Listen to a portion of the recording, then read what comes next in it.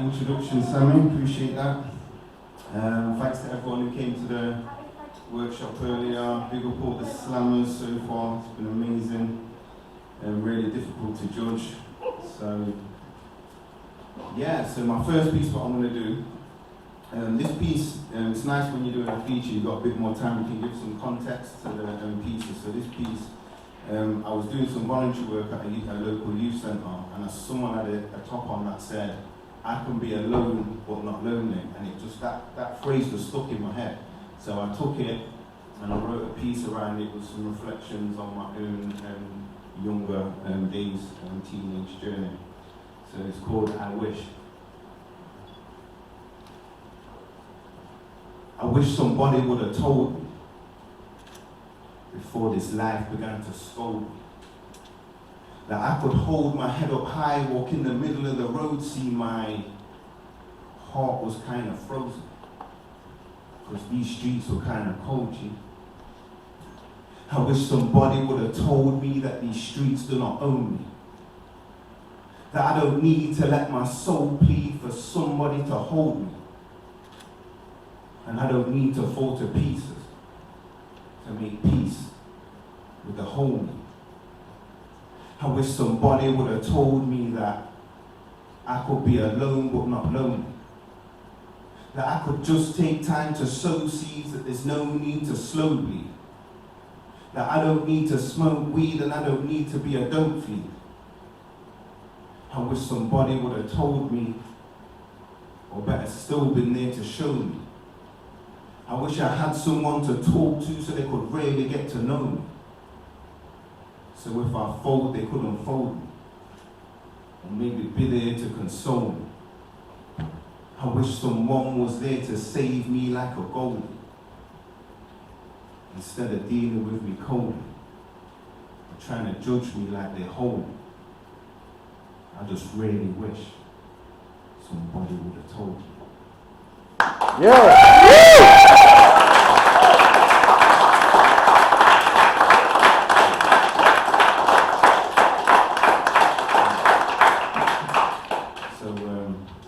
You would have never known this, but I actually missed the verse out of that bit. Never mind. I still made it work. So this next piece is, this is one of my favourite pieces to perform here. So, you know, like going through the transition of living a certain lifestyle and then getting into, you know, the working life and being sensible, getting a mortgage, and then you get to a point where you feel trapped. And some days you just don't want to go to work. This is what this poem was about. So I wrote this when I was working at a school a while back, and it got to a point where I absolutely hated the job. I was doing all my boss's work for half the money, and it was pissing me off. So it's called The Calm Before the Storm. The calm before the storm.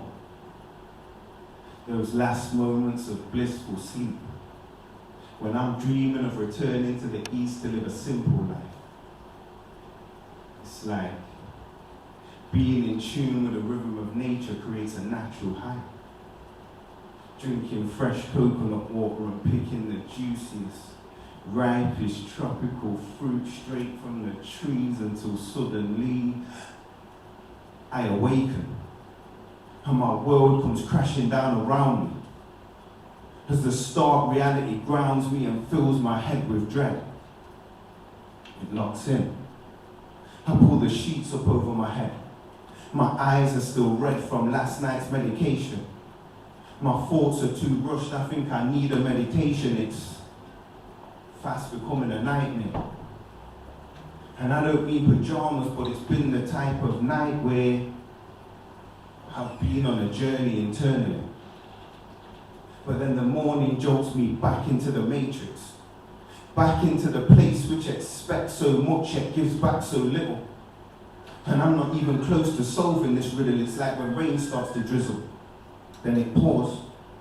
Some days I just want to return to the source, but that voice in my head says it's not your time to leave this place. So you best get out of bed and join in this race with the rest of the rest. I'm not really feeling up to that, but my choices aren't plenty. because the bills will still need to be paid when the bank account's empty. Anxiety kicks in. It's like I'm trapped inside a living hell, like a Groundhog Day. I'm slipping, I'm falling, I've got to get up like DMX, but in a Groundhog way. I know what I need to do, and so I drag myself to the shower and beg the Most High for the power to keep on keeping on. Keep on singing my song like that old school Christina Aguilera track. That got me through a couple of bad breakups. So sometimes when I wake up, I play it over in my head. When I don't really want to face this world. When I just want to curl up and hide. Pass myself a dodge up on the left-hand side and return to my dream state. Now my legs feel weak and my head's spinning. I've reached for my goals, but I'm still not winning how I feel to be. I'm still not free when I need to be. I mean, how do I explain something I don't fully understand myself?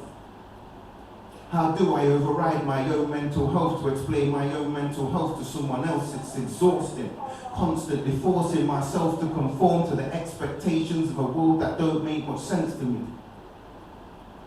I know that I'll leave this place eventually. I wonder if this world will even remember me. When I return to that blissful sleep and go so deep that I remain there for eternity.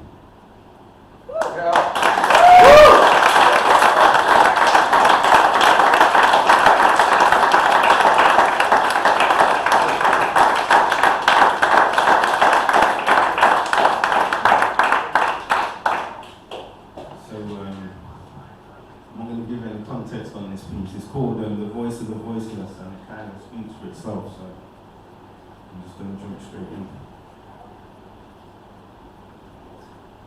This is the vibrant voice of a once voiceless victim, traversing controversial conversations with a disregard for caution that's commonly encountered by those who seek to free themselves from repressed emotions. Emotions produced purely by way of perception simply drive the deception that dark clouds can dim the light that lives within us. Invisible scars can seem stifling, yet somewhat comforting. Like sand on sun-soaked beaches teaching tired toes to relax, to reconnect, to recharge, to reassess what's real and relevant for those who wish to release from a reliance on looking back, to rediscover a resilience which was once buried beneath a barrier which fear furnished with fuel to fool us into thinking that we were not enough. I see what might be, what could be. I allow the present moment to hook me. I'm starting to love me. And what's good for the goose is also good for the gander. So I'm turning my hand to be in the change I wish to see in this world. I choose to see the beauty in nature. I choose to hear the willful whisper of the wind. I choose to let go of that which no longer serves me, and to those who ever burned me, I forgive you. I could never give you a more valuable gift. And if you can forgive yourself, well, that's an indication of growth and a gentle reminder that the best things in life are free, like locking lips whilst looking longingly into the soul of the one you love, like friendships filled in the foundation of youthful frolics, finding fun in its purest form. This is the vibrant voice of a once voiceless victim, a voice that does not shake when sharing some of the more sordid and sorrowful sections of its journey thus far. They say home is where the heart is. And as an artist, my hometown is where it started and still continues to grow. Like H2O, I'll still continue to flow freely, finding solace in simple sentence structure sewn together by truth and integrity. I am an unknown entity, still earnestly searching for the version of me that resonates best with my ancestry. I am the molecular melanin being who's seen through eyes once glazed by one-dimensional entrainment in the form of entertainment and worldly desires. Have done walk through the fire and acquired a resistance to the flames. This is the vibrant voice of a once voiceless victim. A depiction of the future facing fears and fixing flaws to facilitate freedom. Freedom of the mind, freedom of the body, and freedom of the soul.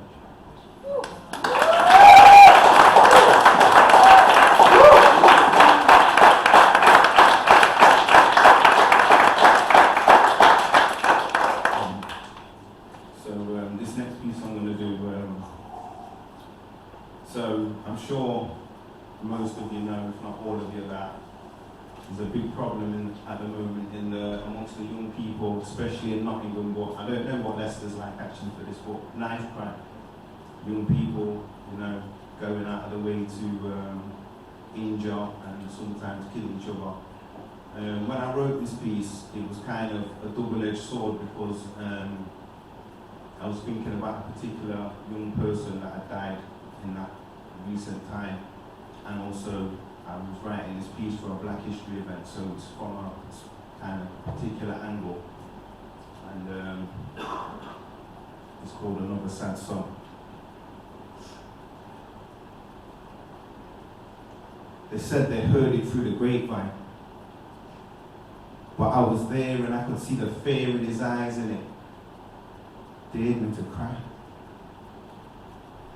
The sight of him losing his life force, fading like a crimson sunset, disappearing beyond the horizon. I pray it never happens to my son, those butterflies in my tongue, because I know these streets can be so unforgiving. It's another sad song to rays of light with futures so bright. Now one is gone forever. And what lives on is the tragedy of those unfulfilled dreams of a child with a sparkle in his eyes and a smile that could fill the four corners of any room. Taken far too soon from the womb to the tomb in just 16 short years. 60 million drops of tears falling down faces in the various places that spark a memory of him. Things will never ever be the same, thinking who can we blame, but blaming, naming and shaming won't take away the agony of that bleeding heart a parent feels within their chest. As you struggle to catch your breath, you might wish for death to take you. At least then there could be a glimmer of hope that you might see his face again, or hear the sweet tones of his laughter in the happily ever after life. But the asking price is the ultimate sacrifice, so I guess it all depends on what you believe in, or how much you value what you believe in. Behind on this physical plane where the pain of a mother losing her son is becoming the norm. What is it that makes us feel we have to conform to these effed up stereotypes, where earning stripes requires our young soldiers to target each other? How could you take the life of someone who resembles your brother? Young black child, stop seeking validation by raising your status in the hood.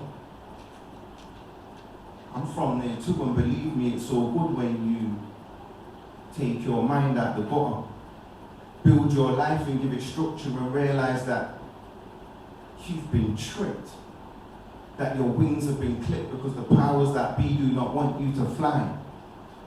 No, they want you to die or get high or supply your community with poison, thinking that's the only way to make it.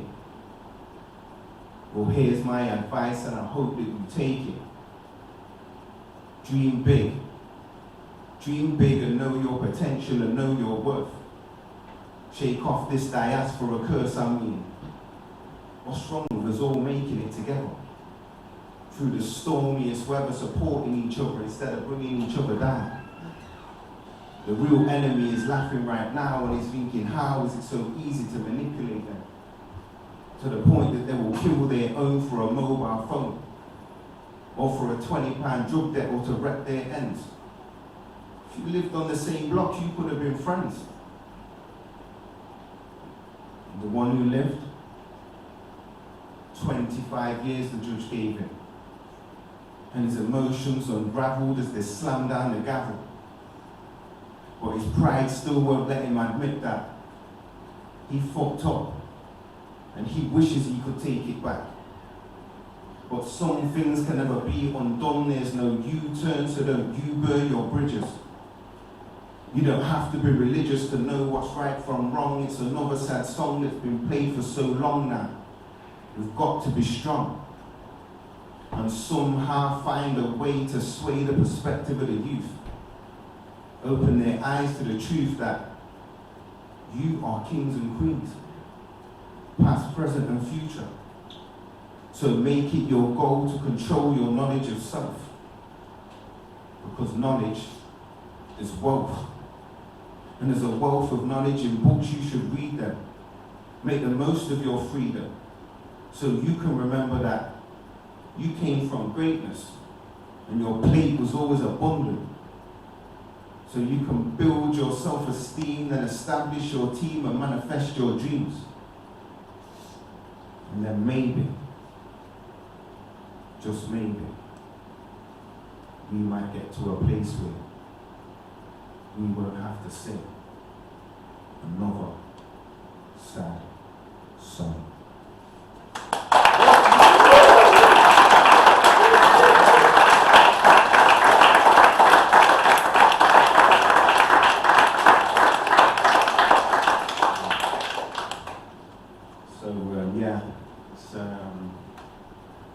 It's always like difficult to decide which pieces to bring to an event. But I feel like those pieces went together well, and this is going to be my last piece, and I'm going to finish on, this is like a note of gratitude.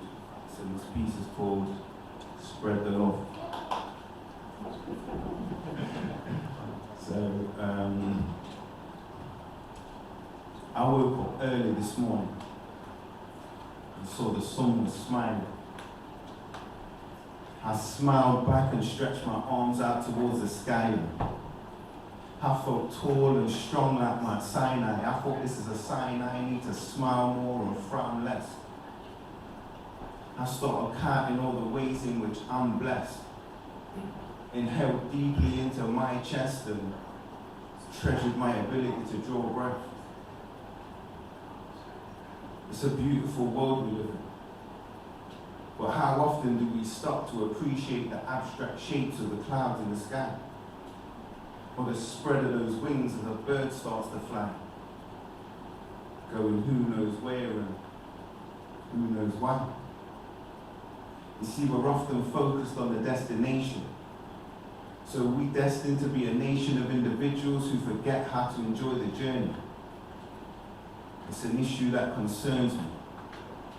I make a wish that our concern be a reconnect with nature and a change in our behavior that leans towards respecting and caring for the earth.